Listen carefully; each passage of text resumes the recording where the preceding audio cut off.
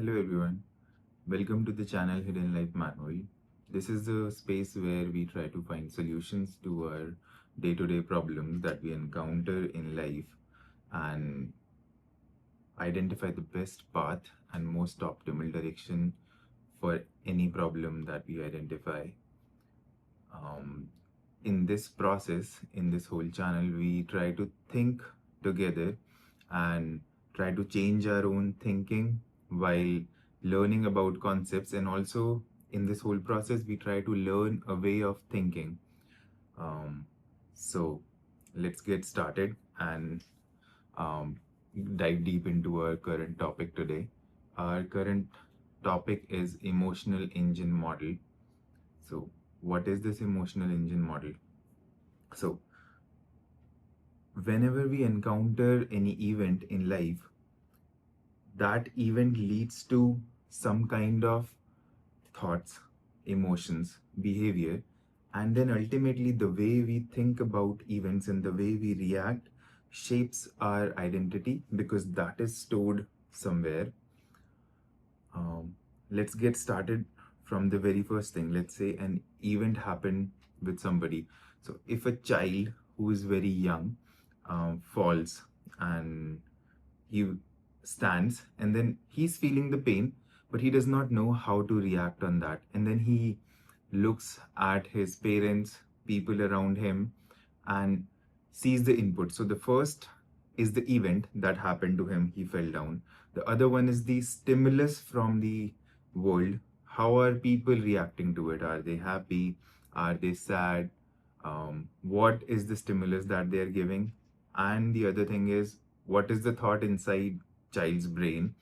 And what is the meaning that he has stored in the past from the past events? All of these combine and then decide, that child decides what is the emotion that I should feel. Once we find this emotion, once that child finds that emotion, then it goes into the behavior. So if everybody around him is happy, smiling and laughing, so the child laughs because he does not know what is the mapping of this event to the emotion. So if he falls down, he feels the pain, he might feel the urge to cry that it is something that I don't like, but others are laughing and smiling at it. So maybe this is something good that has happened with me. So this is a great way that a child can feel happy. So the child does not have a lot of reinforcement or a lot of memory from which it knows, should I be happy or should I be sad. So whatever it gets into the from the society, from the external stimulus is the main thinking for the child, and then he behaves in that way, feels that emotion. So once he feels that emotion, then he also laughs or cries based on the external world, how the people around him are reacting. And then this behavior in the first event decides how is this child going to react tomorrow. So if consistently the people around him try to make him feel happy or smile whenever he gets falls down or he gets some pain, then he will learn that I can be happy even when there is pain, because ultimately the pain goes away and the happiness stays. But the other part of it is also true. When the child falls and the people around him are focusing on the pain that he is facing and they also get sad, then the child feels, oh, this is something bad that has happened to me, so I should feel the emotion that they are feeling. And if they are feeling the pain, then I feel the pain, and if they are feeling low, then I'll start crying. And then once I start crying, then that behavior becomes automatic, and then the child goes into that crying cycle and also stores this memory that what happened the last time was I was crying when I fell down. So whenever I fall down, I have to cry, or this is the mapping of that emotion. And the more number of times we do it, the child does it, the more it gets into his identity, and this becomes a mindset. So, what is the emotional engine here? So the first step is the event. We get whatever is happening in the world affects us. Something we got from the stimulus, some event happened. And then next is our thoughts, our stored meaning that we have from the previous action. So in case of a child, there is no previous identity already established, so that part is missing. And the stimuluses from the world, event, then thoughts, stimuluses, and also the stored meaning. Once all of these are, this is the second step and the most important step. Once all of these are processed, thoughts, stored meaning, and the stimuluses that we are getting from other people, then the emotion comes, because this is the processing that is happening. What to feel? The event happened, people gave their stimuluses, I start thinking about it, and I have some stored meaning in my identity. Then I decide the emotion, what to feel. Feel good, feel bad, feel exhilarated, feel sad, anything. Once I decide that emotion, I have a behavior for that emotion. If I feel sad, I do this. That also comes from the identity that we have reinforced. So, event, thought, stored meaning, and the stimulus, then we go to the emotion. Once we have finalized the emotion, we go into the behavior. And after this behavior, we go into, we store this is kind of a storage, because the event is now complete. Something affected us, we thought about it, we stored it, we stored the whole process, not just what happened. We stored the emotion, we stored the action, the behavior. Everything that we did in this whole process is stored in the um, identity that we are creating.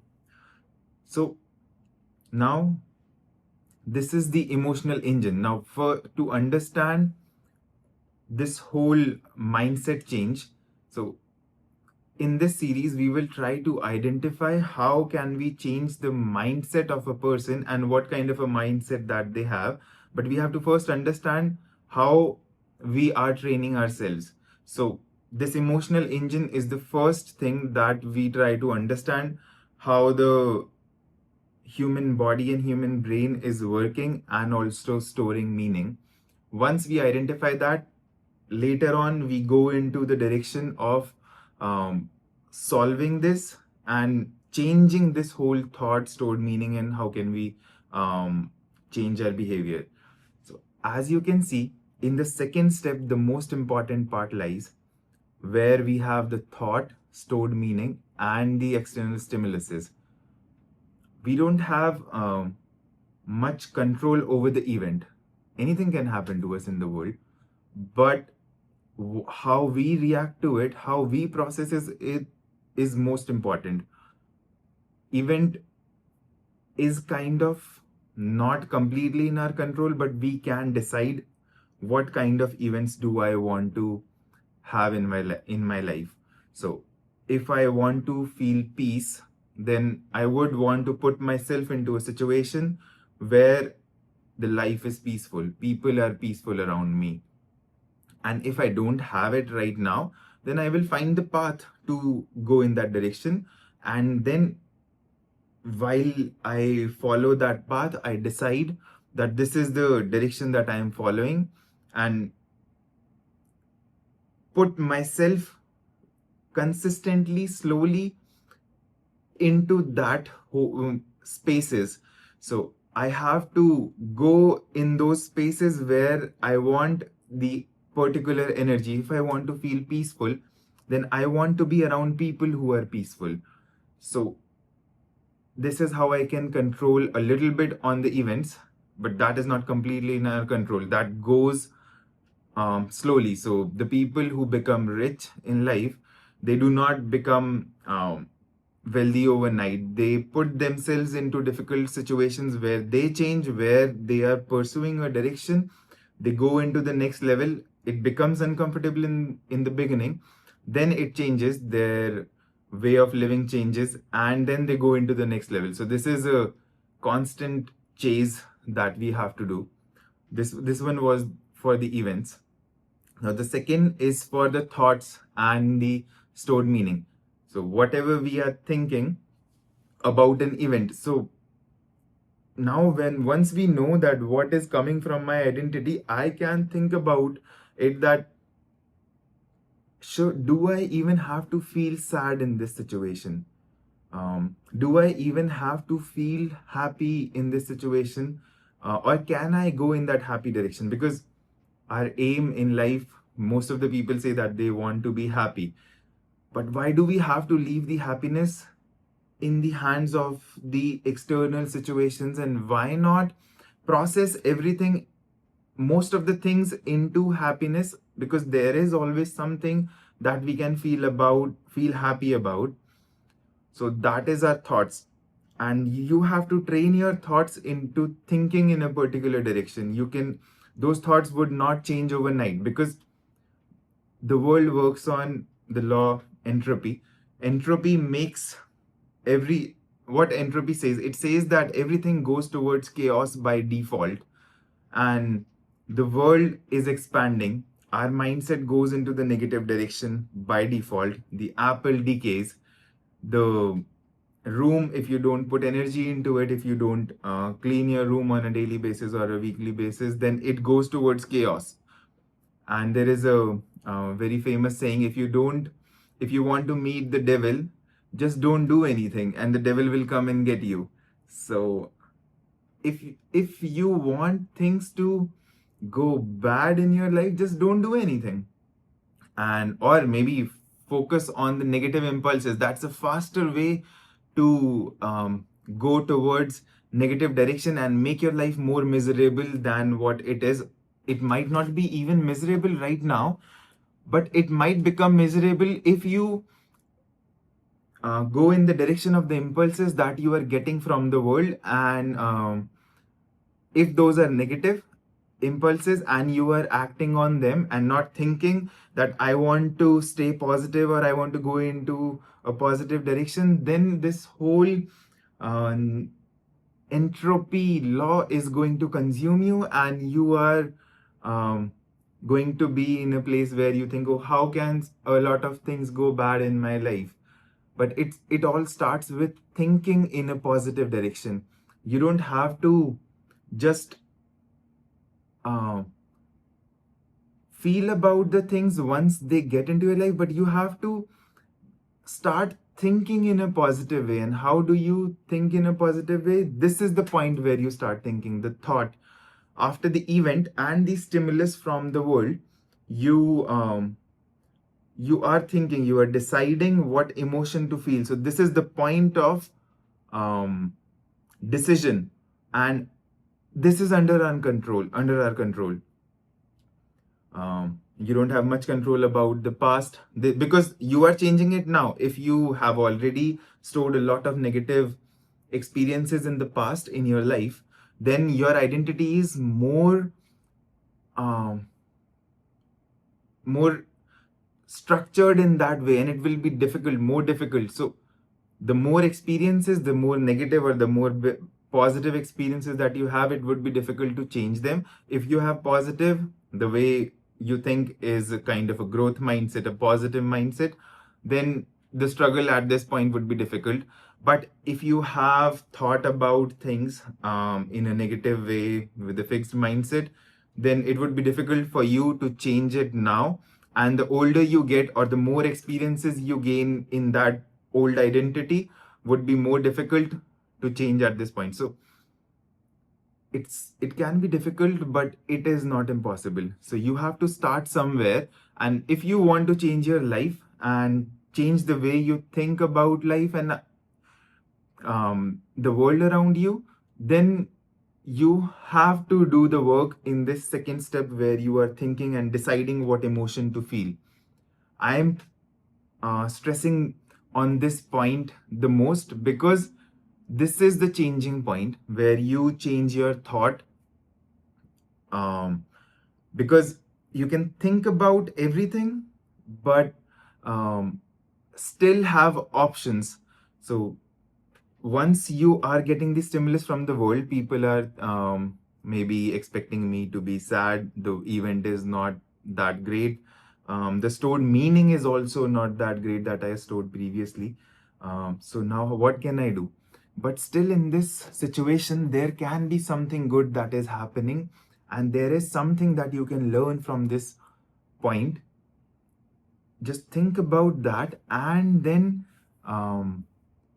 if the situation is very difficult, then you can feel bad emotions for some time, but then try to change it into a positive emotion, and emotion where you are motivated to do something else, because all of this stress and everything is going to come into your um, brain at that time. But if you redirect it into a different direction, because this is stress, when this is negative emotion, and if you use this negative emotion into working on something, not feeling the negative.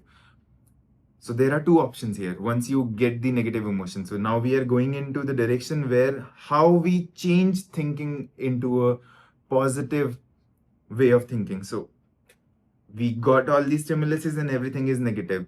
Now what to do? How to stop myself from thinking the negative emotion, or how to think in a positive direction? So you have to find what's the possible positive emotion at this point, and then um, think, okay, I can do that. Something bad happened to me, but I I can redirect this stress, aggression, negative emotion into doing something and actually working on that thing, the project, the direction, the improvement, and start feeling the emotion of kind of motivation where you are motivated to do something. Once this pivot happens and you start feeling the other emotion, then you go into the behavior. So in the behavior, you can either, if you chose the negative emotion, sadness, then you will be weeping about it and talking ill to your friends, to people around you, and also spreading the negative emotion to them. That's a choice. You are choosing to be negative. If you are doing that, talking about it, sometimes it's fine if you want to just get rid of that problem, or just want to talk about it for a few moments, but know that you are doing and spreading the negative emotion to other people. Now, if you choose the different direction, then you will be motivated to act on something. And what's the best energy to redirect into the positive direction than this? Because um, there is a great point by Jordan B. Peterson. I read about it. It's the dragon and the treasure uh, opportunity. So when you feel the negative emotion and the problem, when something is stopping you from doing something, then you can use that energy into focusing on the treasure that you want, and identify how and why I am feeling this negative, and then use it to feel positive and change the whole situation that is causing you to be in this spot. um, so this is how you can think. Once you act in a particular direction, then this is a downward hill, and then you can just store that emotion that happens automatically. Whatever, however, the way you perform or think about something right now, that's how you are going to think again, because this is one of the stimulus, this is one of the input out of the three that we discussed: event, external stimulus from people, and the identity reinforcement. So whatever we are acting right now is also going to give an input in the future action. So it will be easier for you to think positive the next time if you think positive today, even in the presence of the negative um, impulses. So understanding this emotional engine is important on how to change. So in this video, we covered what is an emotional engine model and how does our experiences, impulses, stimuluses that we get from the external world decide our thinking. How can we change our thoughts? And how can we direct our thoughts from negative to positive direction? And then how is it a downward slope after that? The emotions we feel, then the behavior that we do, If we are happy, then we spread happiness. If we are sad, we spread sadness. And this behavior is stored in our identity. In future, we also refer to this, and it acts as one input. So that was the summary of this video. That's it for today. Thank you, everyone. See you next time.